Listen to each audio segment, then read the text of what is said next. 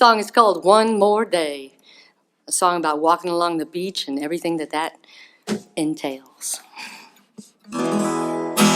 For one more day, I pray for one more day. I pray for one more ocean spray, slapping that briny air in my face. I feel so good, everything's going my way. In between the belly welling up, the heartland draining, I still pray to see the sun come up on the bay one more day.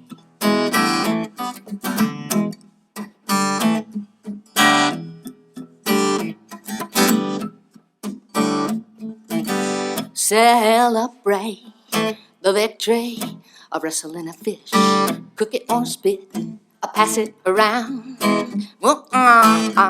I can't wait to dance all night with my friends. All I know when everybody sings, I get distracted from the bathtub ring and step into a shower of love raining down on me. Suddenly the world is blooming out as far as I can see. One thing my daddy got right, said, do what you like, you'll be alright now. Just remember that the world keeps spinning, everything changes, you better change it with it. For one more day, I pray. For one more day, I pray for one more. I love the seashore, the breaking of the waves, churning up the sand, washing it away. I pray to mingle with the creatures one more day, 'cause some are making a gumbo, some becoming the chowder. Everything's a reason to raise a commotion louder. I can't wait to dance all night with my friends. All I know when everybody sings, I get distracted from the bathtub ring and step into a shower of love raining down on me. Suddenly it's you and me, as far as I can see. One thing my daddy got right, said, do what you like, you'll be alright now. Just remember that the world keeps spinning, everything changes, you better change it with it. One thing my daddy got right, said, do what you like, you'll be alright. Just remember that the world keeps spinning, everything changes, you better change it with it. One thing my daddy got right, said, do what you like, you'll be alright. Hi, and welcome back to Coffee Break with Candace. Thank you guys for tuning in today. My special guest with me today is a singer-songwriter, MJ Torrance. Welcome to the show, MJ. Thank you so much for having me. So very welcome. So, first of all, tell me, how do you like the coffee? Oh, well, I have not tasted it yet. Okay, and that's important. We like our guests to like the coffee. It's good coffee. Okay. Robust and dark. Here you have it at Coffee Break with Candace, robust and dark. We like that. Right. So tell us a little bit about you. Okay. Musician. Grew up on the Texas coast. Oh, nice. Yeah. We moved around a whole lot when I was young, but we landed on the Texas coast. So I grew up down, my beach was Surfside Beach, right smack dab in the middle of industry, so down near Galveston. Grew up in the bayous, so I'm kind of a Texas bayou beach girl. Cool. Did you grow up in a musical family? Okay, my mom and dad, we used to travel a lot, get in the car, they threw the kids in the car, and we went to grandma's and all that kind of stuff, and they sang. And that's really just what it was. My parents just sang. So I know all these things like, shine on harvest moon, all these goldie oldies. But that's truly what just kind of sparked it. It's not like a musical family, but everybody certainly enjoyed it. So, yeah. Oh, that's nice. Yeah. So when did you decide that you were going to pursue music as a career? I can honestly say I never did. Really? I always knew that there was a day when I decided to pursue it, definitely. I remember I was sitting in Chicago House, and I was just looking at all the singer-songwriter little portraits up on there. They had this, Wall of Fame thing. And I just remember thinking, if I go down this path, I have a much better chance of actually going down a spiritual path from where I was. And I knew somehow that like if I just pursued the music, but I was never led at all to believe I could pursue a music career. Mostly, Really? I was maybe a hobby, but and I quickly found out like mostly I got a lot of I knew I was going to have to work jobs, and that music was going to be this passion thing, and I just knew it'd be something I could do that would be honest. Mm-hmm. Was struggling really hard with my place on this earth. Growing up on the beach, just always coming out of the beach with tar balls on you, because there's the oil rigs out there. And just more and more coming to my life, like just wanting to have a very light footprint. Wow. And I felt like through music I could possibly kind of do that, like and live. So there you go. So when you started this journey, what were some of the musical influences that you had? Simon and Garfunkel are going to be like one of the biggest. My father had Simon and Garfunkel records, so that's some of the first stuff I was ever introduced to. So it was kind of a little dark singer-songwriter, heavy, dark kind of stuff, but beautiful. And then thank goodness for rock and roll and just all of it. The Beatles, the Rolling Stones, Annie Lennox, I love one of her. my faves. John Lennon has to be like just my all-time fave. Any of those, Fleetwood Mac, all of them, love them. David Bowie. Yeah. Just so rock and roll in general. Tom Petty. Yeah. I think he's just a great songwriter. Oh, he's He's just a great songwriter. Yeah. Makes it look so effortless that people think he's not even trying. Mm-hmm. Yeah, so. So what would you say your genre is? And so my genre, it's Texas boogie rock. I grew up in Texas, down on the coast. I grew up in the bayou, so I was always on a dock or a boat, so I got a little bounce. I'm stuck in the sand a little bit. There's a little bit of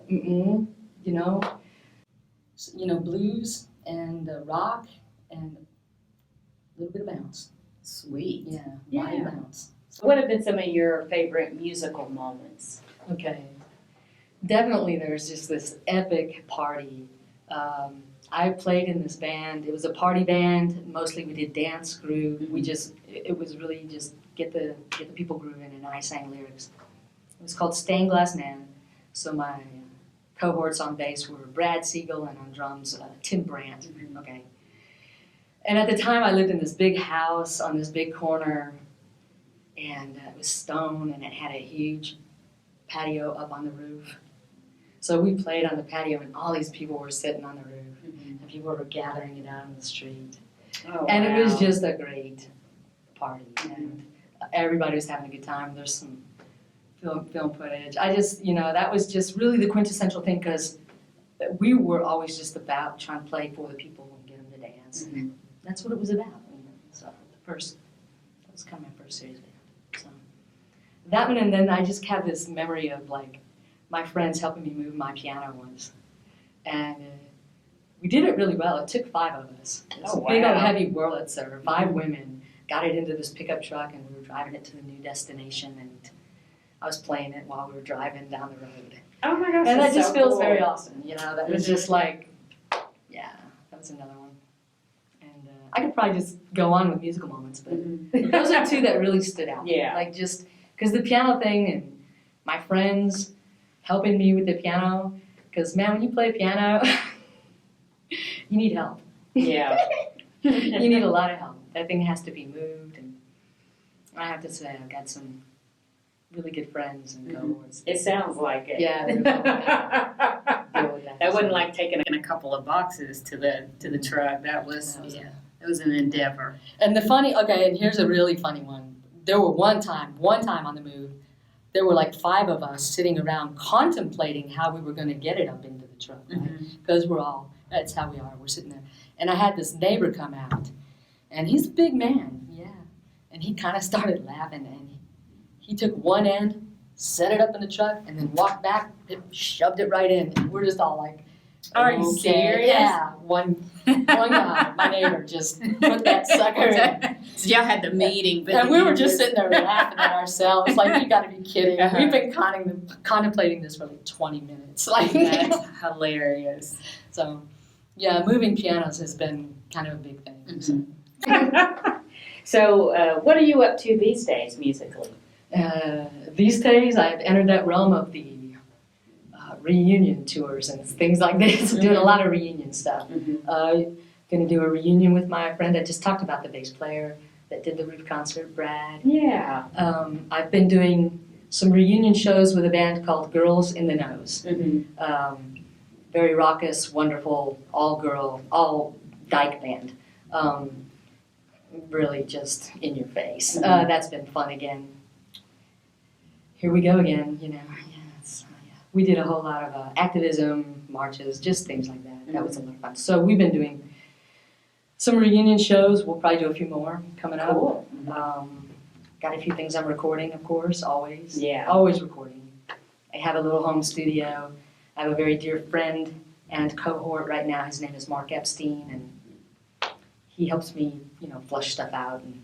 And I listened to the first of your 3 EPs Okay. that you gave me. Did you happen to bring a copy of that? I got some in my train Okay. case. Yeah, let's Yes. take a look at those. All right.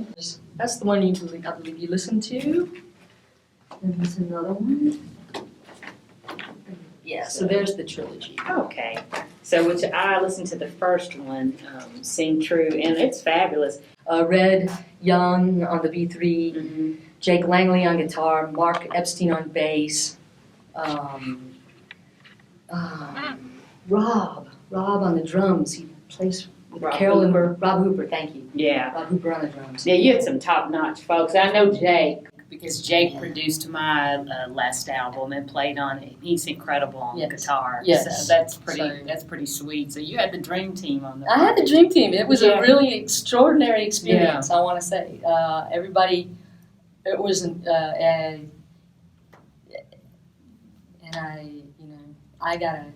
I still get compliments from the players. Mhm. And so, there you go. Yeah. It was a wonderful experience. That's And awesome. we should definitely mention Stuart Sullivan Mhm. in wire recording. Oh, because awesome. He was at the helm. He was engineering, and Uh-huh.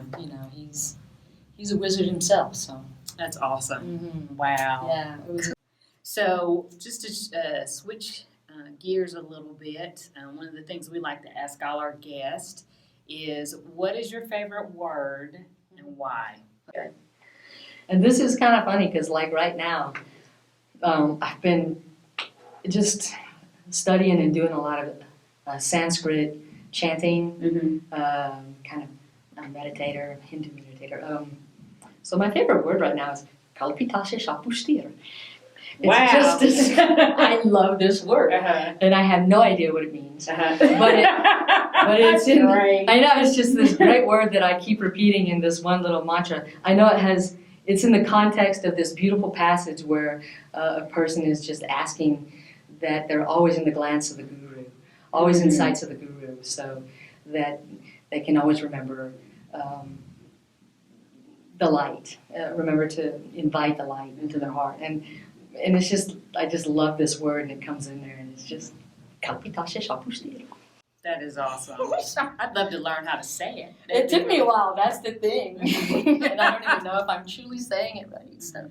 It sounds pretty authentic, though. I mean, I don't have any reference for it, but I mean, I'm like, wow, that sounds great. So, love and then the other thing that we like to do on the show is I have a cartoon of myself, and I'd like to have you sign it. That's Oh, awesome.